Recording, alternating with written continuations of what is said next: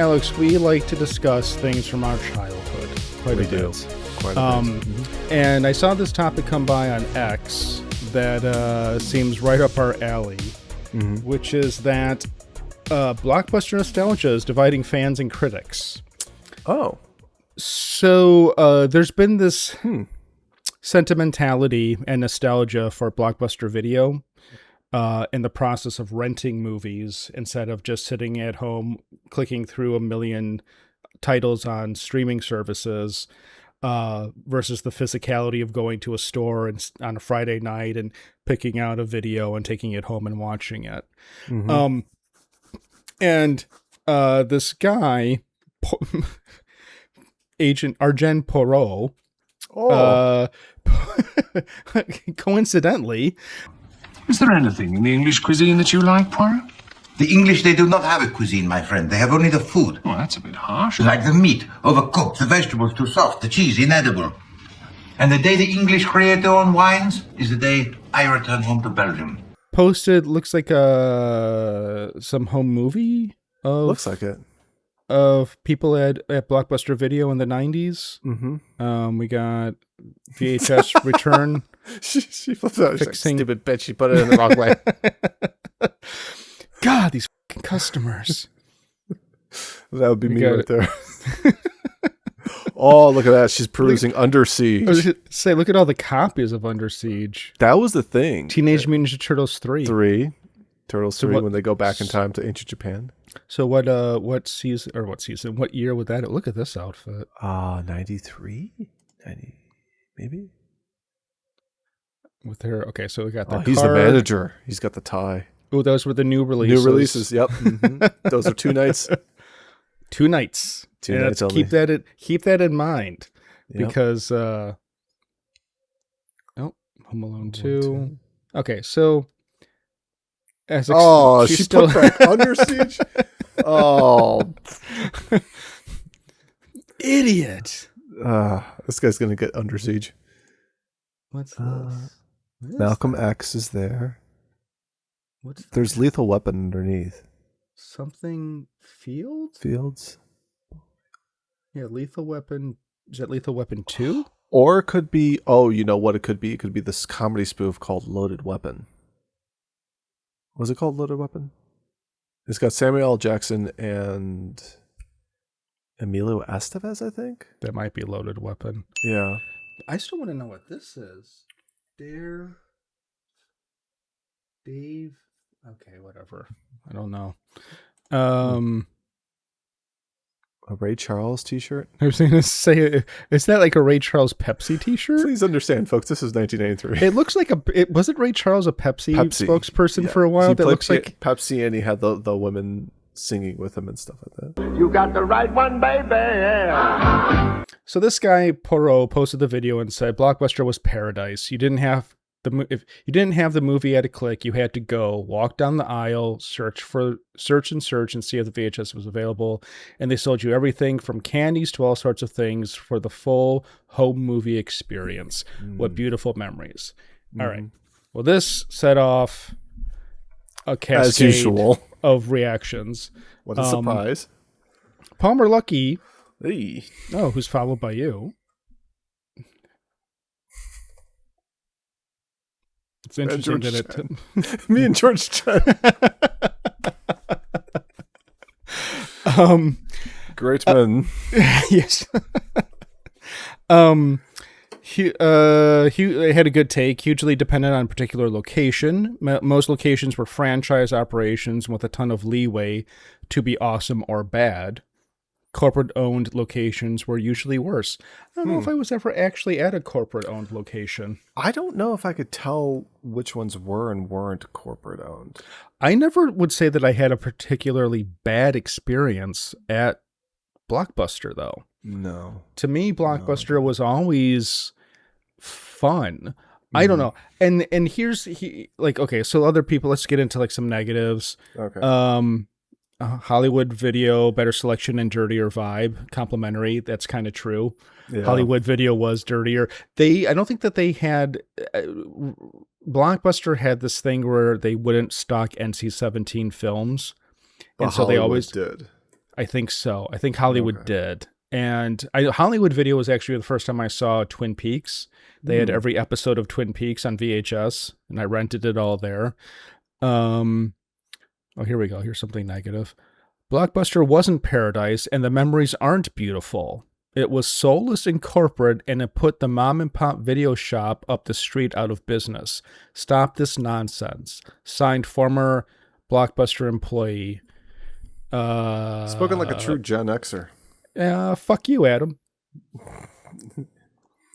I'll put it this way. In my neck of the woods, Yeah. there was Blockbuster Video, Hollywood Video.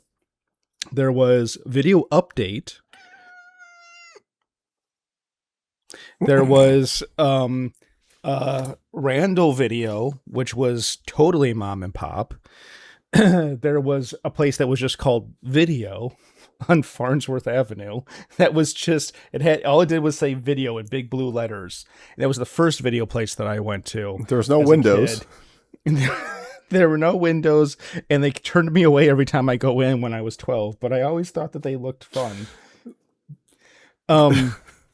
Randall Video was funny because they were the ones that had the porno section. They had the full like the beaded curtain to go through to the porn section. Yes, because that's what is signified. Beads equals what kind of beads? And I always was like trying to get a glance in there. Like I'd be like walking by with my Walking copy. past the doorway, and you're like What's in there? it was like, I'm just on my way to pick out a copy of Under Siege. Trying to get in, yeah, exactly. Trying to just get a look at the cover was enough to tickle the imagination of a 13-year-old. Mm-hmm.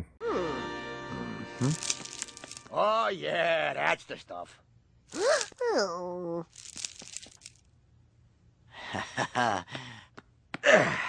Bride's head's gonna get revisited tonight, baby.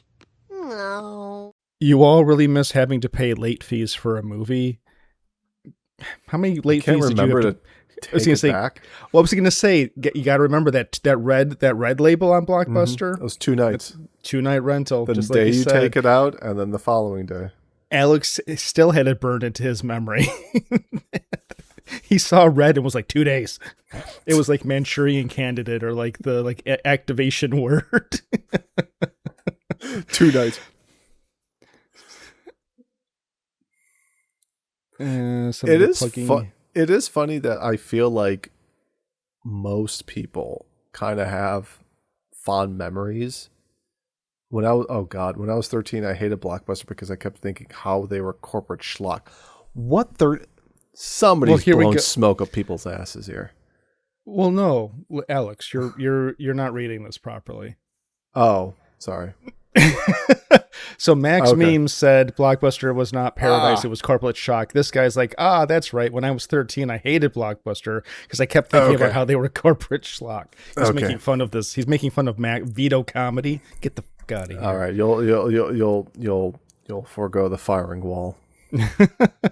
So anyway, you get the gist of it. Yeah, I kind of feel like the majority of people kind of had fond memories of that. And here's the other thing. It's like, I understand Blockbuster ended up dying back in 2010, and there was an opportunity still for the time for a lot of these mom and pops that survived that Blockbuster purge to continue operating it. But eventually they were put out by streaming services too. So wouldn't you be more upset about like the streaming services putting them out rather than just Blockbuster? You are making a very well-constructed argument. Good. For why. A lot better than my previous comment about that guy's comment. No, it's true. It's like this guy's, that one guy, what was it? What was this dummy's name? Not Corey. Corey was Corey Haim or Corey Feldman? Lost his mind. Adam. And Adam. Oh God, that kid's gonna get beaten tonight. Adam is over here complaining about that Blockbuster was corporate and was closing down all these private companies, but doesn't have a word to say about how streaming massacred everybody. Right. Yeah, there was no pick and choose as to who made the cut. It was across the board. It's like Go ahead. Sorry. no, I was just gonna say it's like this corporate overlord is better than that corporate overlord. Like, Yeah, and that's something I've been noticing more and more as the years have gone on, where people kind of start taking sides in terms of, large corporations that by and large should across the board just be completely disliked by everybody. People end up supporting them over other ones, and they make this kind of like, how we used to refer to things as like council wars. They kind of make a council war thing again. Since people also mentioned Hollywood Video, Hollywood Video died way before Blockbuster did. And, I don't know if it was a case of Blockbuster doing a better job than Hollywood Video was, or how they were managed and stuff like that. But it's like, is there really people that are complaining, oh, this corporation known as Hollywood Video died because of, Blockbuster and stuff like that? I mean, shit, we've seen it before for other things. It was like Child's World was a chain. KB Toys was a chain. They didn't outlive Toys R Us. Did Toys R Us put them out of business? I don't know. I mean, if you went to Toys R Us, you went to Toys R Us. If you went to KB, you went to KB. Barnes & Noble was another one. Did they kill out Porter's? I think they ended up buying them or something like that. But it was, but it's just like, yeah, maybe you had a bad experience because your own personal experience, but just like by and large, I think people just like that nostalgic remembrance of what they had. Now, like you said, I don't think anybody really had there might be some weird scenarios, but most people kind of left the Blockbuster happy as long as they remembered to return the 2-night rentals. I mean, that's really the thing, is that people are nostalgic for Blockbuster because it was a simpler, easier time in life. Mm-hmm. And because they, going out with mom and dad and renting a game and a movie and maybe getting some microwave popcorn and going out, it was a fun, nice memory. It's not that complicated, you fucking idiots. Like this, I probably should be censoring these people's names or whatever, but like this fucking idiot. At this point, I'm 90% certain that the nostalgia for Blockbuster is based on the fact that the people experiencing it weren't paying. It was their parents who paid and had to be responsible for returning the videos. People are nostalgic for free stuff, basically. What an insane take. Nostalgic for free stuff. I'm just saying, that's a bizarre take. Somebody's like drunk. Kids, that's like some stupid shit I would type. That's like somebody being like, man, I really wish like Christmases as a kid, because like, being at home with mom and dad and Santa in the morning, that was such a nice time. And someone's like, actually, you just liked getting free shit. Why are you the way that you are? For me, I guess movies in general were such a big part of my life that I thought just going to the to Blockbuster or to the rental place and walking down the aisles and seeing the VHS covers was just fun, because it was all just like these posters and these images just got my imagination going. Yeah. And I didn't necessarily need to see the movie. The cover was enough where I was like, oh, that was the cover. What's that about? So I think to that point is that the way that the films were released is like when it was in theaters, if you didn't see it in theaters, you had to wait a far longer period of time than you do now. Well, there are some movies where it's like they're released in theaters and streaming on the same day in some scenarios. The window is much shorter. Under Siege. If you didn't see Under Siege in theaters, you had to wait several months until you could possibly see it at Blockbuster and stuff like that. And also, whenever you went to Blockbuster and you kind of just walked in and be like, I don't know what I'm really in the mood for. I'm gonna whatever catches my eye and sells me on the box art on the box cover on the backside with a description, that's what I'm going to probably go with and such like that. You could find some interesting gems that probably never got like wide release. They got passed over or kind of was like, oh, this sounds like an interesting movie. And a lot of these movies that kind of got rediscovered became, called classics that people nowadays kind of really like and enjoy watching. I mean, for me, Blockbuster was the first place that I found anime. And then it led to me seeking it out in any other location. Because then like different Blockbusters would have different films. Mm-hmm. And it was just nice, like where it would be, here's the foreign section, here's the dramas, here's the action, comedies, science fiction, and comedies. And I think we've talked about this stuff before, where at a certain point, as the rental houses started dissipating, slowly it turned into like, well, we're just going to put sci-fi and horror together. And it's like Star Wars doesn't go next to these movies. Yeah. And I think back to the point I was making about the box covers and, the description. I know you don't really watch them, but I do watch RLM, and I do like the best of the worst episodes because they've got that giant room, or even James Rolfe has it in like his basement or whatever, where it looks like a movie store, but it's just like all these video cassettes and going like, oh, well, looks good. What's catching my eye? And then they read the back of it and it's like, you're really trying to sell me on this movie. And you've written like a 15-page discourse about what it is. And I know it's going to be terrible, but I'm still going to go ahead and watch it.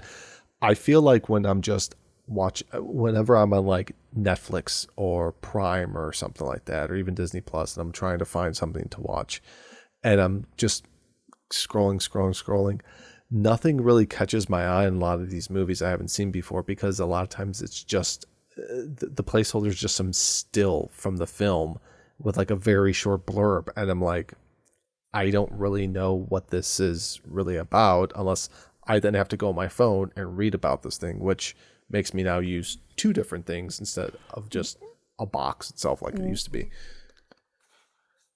Well, the other thing is that movies on the mainstream services like Netflix, Hulu, Disney Plus, any of those things, I feel like the movies that are on there are all very safe. Like they're curated. They're all real movies. I'll put it that way. Whereas like I think the closest equivalent to Blockbuster or any of the smaller mom and pop places would be Tubi or something like that, or Pluto, which are services that are more like everyone's invited to dump their shit onto the service. But herein lies the dilemma with that. When you rented a random movie at Blockbuster for a weekend, that was it. You either watch the movie or you don't have anything to watch. Now you just say, 15 minutes. I don't like this. Turn this off. Peace out. Yep. Peace out. I'm on to the next one. Yeah. It's an entire different world. It just has made everything from music to film and everything in between is disposable now. And it's the same, like my version of rediscovering, like everything, like this is all so flippant now, was when I started buying vinyl. And I was like, I can't just jump from track to track. Even with CDs, I could jump to whatever track I wanted and not have to worry about what, it just would be quick and easy. And I could do whatever I wanted. And even swapping CDs was fast. Whereas playing a vinyl, it's sort of like, well, you're kind of committed to the entire album. The full experience. As like you put it on and you don't have to just sit there with headphones. Like you can go do other stuff, but like it's like you're going to listen to the whole album, or at least one side of the whole album. And I was like, that's kind of interesting how that got lost. And now film is like that, where instead of being like, I rented Under Siege and I don't know if I'm really into it right now, but I don't have anything else to watch this weekend, so I'll finish it and see how it goes. Right. And now people don't do that. People just say, nah. This movie sucks. I'm just going to put on Frasier and fall asleep to it. Yeah, well, that sounds like me. Actually, it sounds pretty good. Yeah. Yeah, but I also kind of feel like a lot of times that where like for streaming where it's like I might be something might catch my eye and I'm interested in it. I'll just put on like my to watch list, and with that, it's like I feel like if I'm in the mood, I then have to make an actual effort to want to watch that thing and be like, okay, am I tired? Do I feel like watching something else before this? Do I want to, just skip it or whatever? But like you said, when you got the tape, you either did it or you didn't do it. And then you had to just return it. And it's like, okay, well, there goes my, $3-4 to rent it and stuff like that. And I still feel like most people finished it. Even if you fast forwarded through parts of it, most people would finish watching the movie instead of just being like, eh. Yeah. I remember that a common thing that was always in my household would be my mom saying, "That's it. That's how it ends." That was stupid. Time to rewind and take it back to Blockbuster. Yeah, I can only think of like a handful of times that there was like a late fee situation. And it was usually something silly like, oh, we left town, and then you get home on Sunday night and you're like, oh, damn it, that was supposed to go back on Saturday. Yeah. We got a late fee. You got, but it was like, or you take it with you on where you're going and you drop it off in the drop box and be like, I hope it makes it. It's just, like the late fee thing was never a major issue in my experience. I don't know. Yeah. I think, well, since I always take my kids to like the library quite a bit, I think the closest thing you can kind of experience in a weird way without any type of late fees, unless, they give you enough time, though. If you forget to take something back to the library, you get charged a little bit something. But would be the library, because the library has a ton of movies. Bigger ones tend to have a larger selection compared to smaller or mid-sized types of, libraries. But you can always find stuff there. It's all DVD or Blu-rays at this point. Not the video cassette, but it still has an actual physical object that you can look at on the cover, read the back there, be like, does this catch my eye? Does this sound interesting? They've got the various categories and genres. And also a lot of libraries to the benefit of the other portion of Blockbuster, which eventually was that later on they started carrying Sega and Nintendo games. I find that so weird. Yeah. But a library like we went to not the library here in our town, but the next town over. It's bigger, and we got a bunch of books, and I rented. I borrowed. You borrow video games. I borrowed 2 games for the Switch. One of them was Captain Toad, and the other one was New Pokemon Snap, because I really enjoyed the original Pokemon Snap for the N64. So I was like, oh, this is great, get to kind of re-experience that. So why would a public library stock Switch games? They had PlayStation and no, I understand. Xbox. Okay, well, I think games. I think it's kind of. I'm not really certain why they would have that, but I do know, like the big one in Champaign has got quite a few and stuff, along with movies and stuff. I think it's because it's like, it's media. So it's just accessibility to everybody. Okay. Right. I understand it's kind of weird compared to like movies. Yeah. Well, it's not like, well, I'll get myself in trouble if I say that out loud, but I would say is it really art? Is it really, like, okay, Raj. I got one of these sets at home and I started playing Teenage Mutant Ninja Turtles with it. After about a week of this, I would find that every time I had a spare moment or every time I came home, I was in front of the set playing with these mutant turtles, and it got to the point where it was making me quite unhappy because I was so obsessed with it. And I finally unplugged the machine and I said, that's it for Nintendo. But it's, and you can get that experience. You can go to Little Caesars, pick up a hot and fresh pizza, go to a store and get some cheap candy and stuff like that, and you kind of sort of redo that kind of experience back then. There are still, if you can find them, mom and pop video stores around. You'd probably have to drive out of your way to do it. I do remember there was that one chain called Family Video that still existed. That stuck around for quite a while. Yeah, they were able to kind of survive for probably into the mid 2010s. But then eventually they all closed, and you can definitely tell if you've seen one before. Like they have that kind of like old McDonald's or Pizza Huts. They've got that particular type of like architectural design now, which I know some of them have turned into Subway sandwich shops or, dental offices. 2021. That's pretty good. That's They a full didn't- decade after Blockbuster went belly up. Was it because of COVID? Oh, I wouldn't say because of COVID. I think it was just writing on the wall. Oh, here we go. In late 2019, in late 2019, the number of stores was reported to be almost 600, down from its peak of 800. However, due to COVID-19 pandemic, the chain was forced to close 200 stores. In autumn 2020, with about 300 stores remaining, in 2021, company announced all remaining 250 stores would close. The chain would become online web only. The website closed at the end of 2022, ending Family Video's business after 44 years. So Thanks, China. that's had to be one of the last remaining video stores. I guess chain, definitely. Yeah. Chains, yeah. Headquartered in Glenview, Illinois. Wow. Okay. Locals. So, Huh. yeah, it was a Midwest. Yeah. Because we had a few down here in the Champaign area. But before moving down here, the only place I'd actually seen them in person was up in Wisconsin. So I don't remember seeing them when I was a kid. It was always either Blockbuster or Family Video. I'm sorry, Hollywood Video.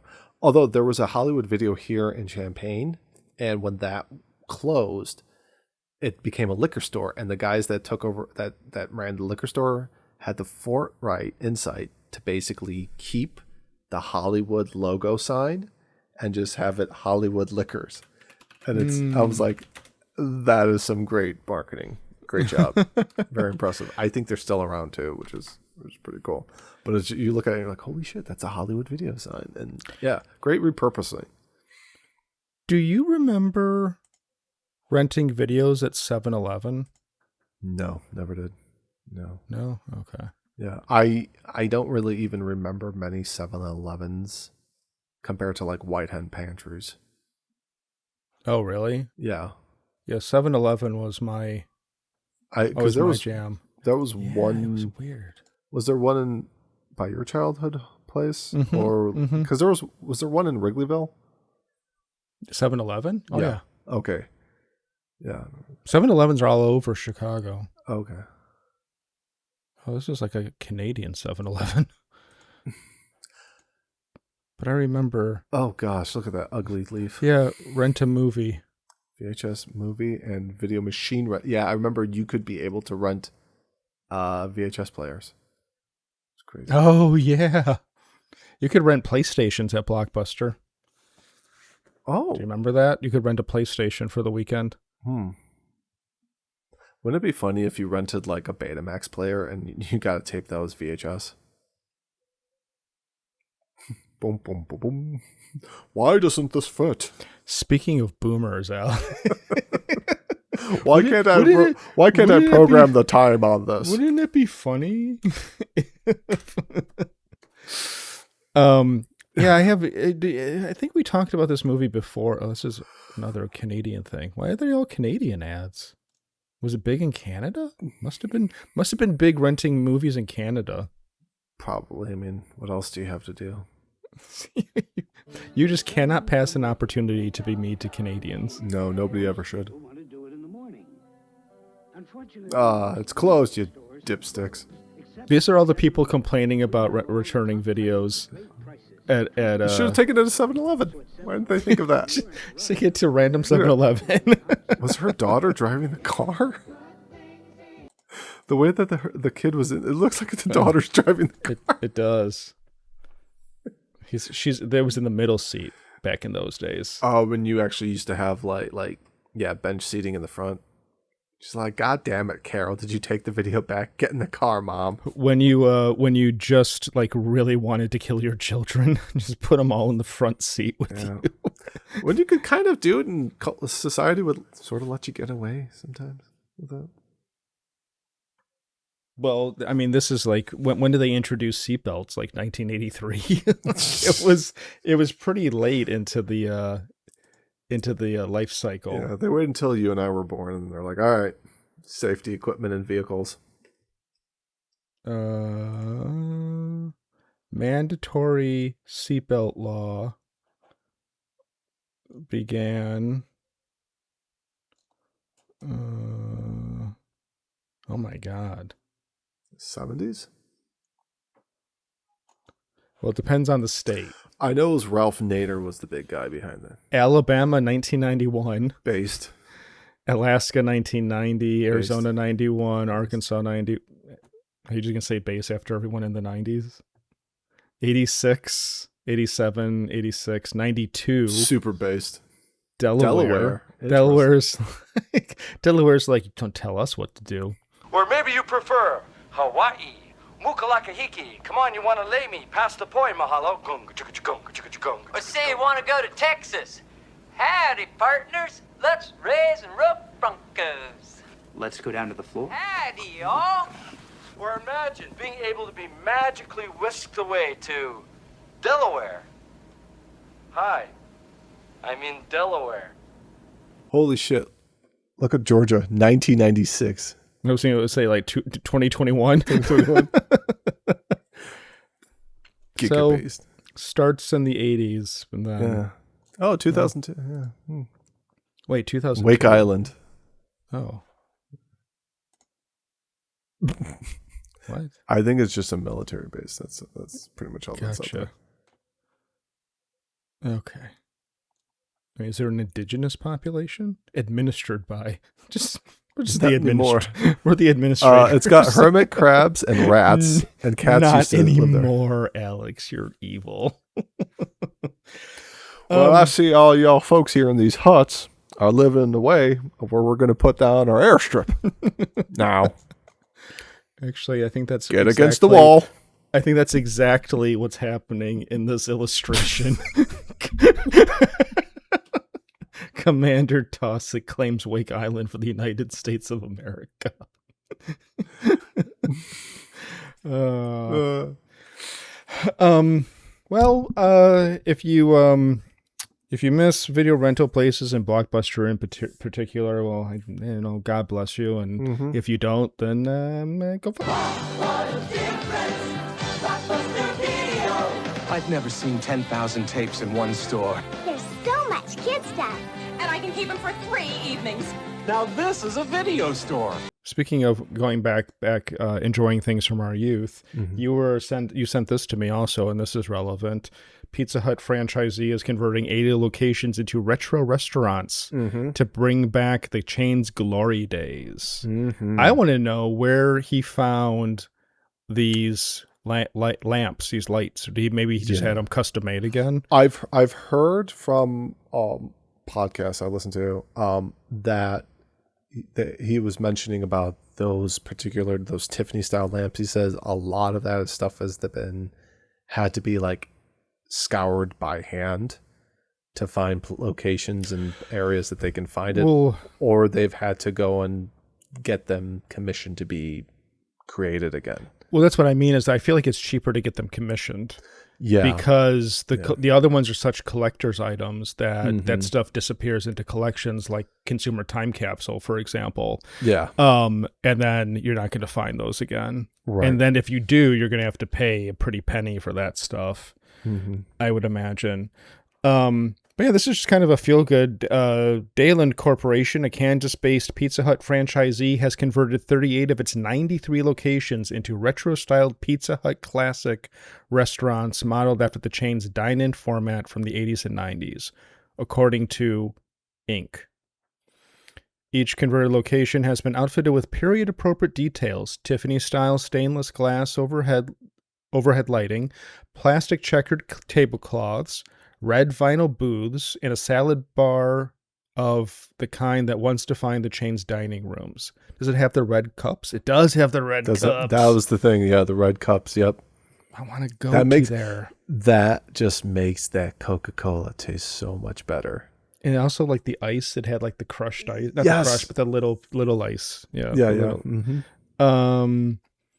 Tim Sparks is leading the effort. According to Inc., his history with the brand goes back to 1983 when he took a job washing dishes at one of the restaurants and eventually worked his way up to a management role.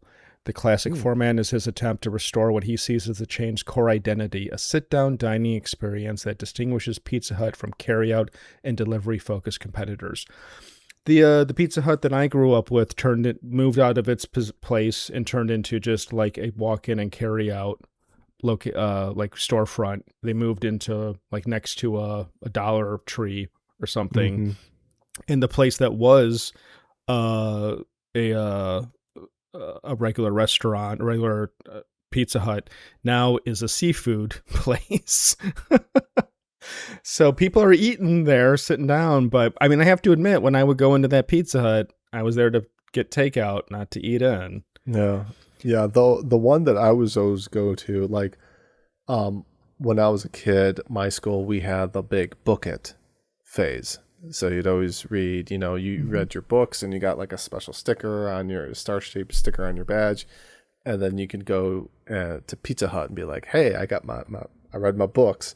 And when you're a kid and you're reading nothing but Goosebumps, which is like a new book every week practically, it's just like you're just I'm a big husky boy eating the Pizza Hut pizza, getting all those personal pan pizzas. Yeah, and it was a wonderful experience and such like that. I don't really remember my family going to Pizza Hut outside of that, but for that time period, it made me both overweight, but also I could read at my grade level as opposed to many young kids these days. You were fat and literate. I was a fat, literate person. I was kind of like Henry VIII. And the particular one that we would always go to was the one, it was near Yorktown Mall. It was like on the same property. There's like those outlying stores on the outskirts of that parking lot. So there was one there. I don't know if it's still around. Which is the case with most Pizza Huts.